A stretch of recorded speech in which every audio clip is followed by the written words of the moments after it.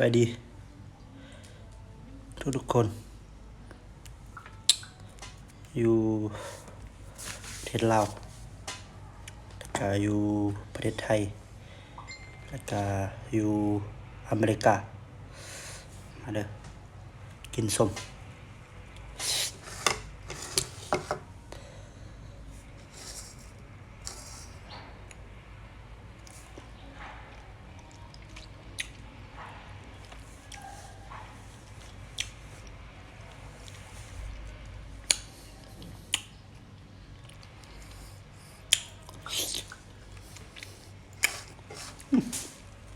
สุดยอด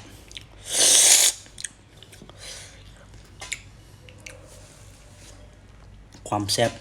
บ่ให้เว้าเลยแซ่บอีหลี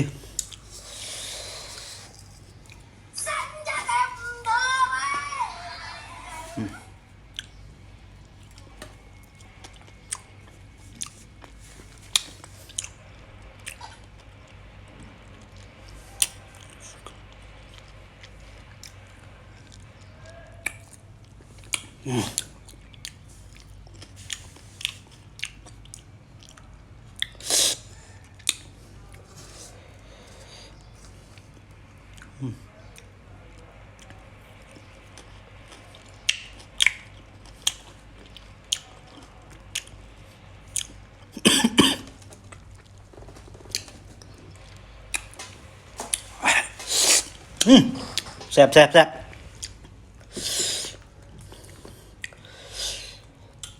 ความแซ่บบ่ให้เว้าเลยพี่น้องอีก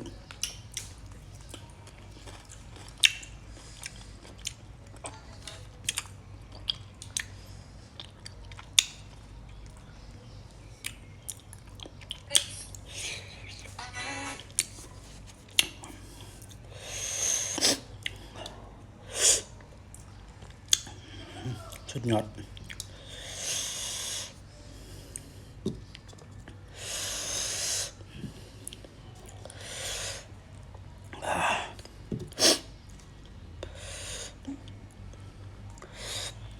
ความแซ่บ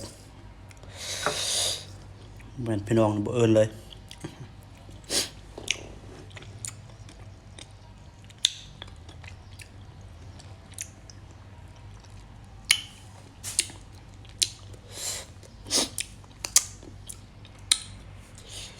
ลองเบิ่ง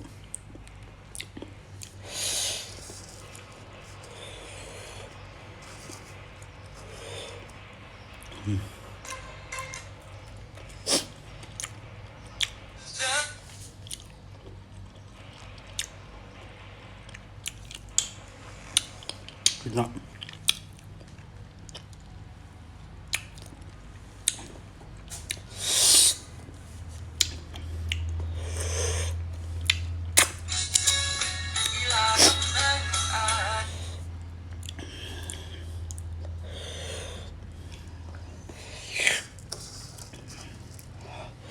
เบิ่งน้ำเหือย่อยเลย